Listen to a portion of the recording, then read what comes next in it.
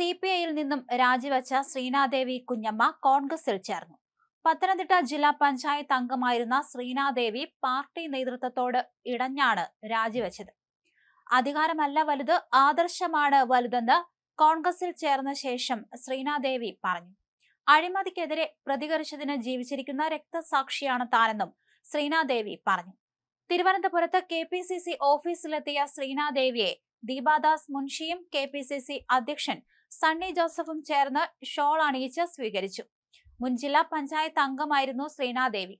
CPI ടിക്കറ്റിൽ മത്സരിച്ച Pallikkal division തന്നെ ശ്രീനാദേവിക്ക് മത്സരിക്കാൻ നൽകുമെന്നാണ് വിവരം. CPI വിട്ടുവെന്നും പാർട്ടിയുടെയും AIYFന്റെയും ജില്ലാ സ്ഥാനങ്ങളും രാജിവെച്ചതായും ശ്രീനാദേവി നവംബർ 3-നാണ് മാധ്യമങ്ങളെ അറിയിച്ചത്.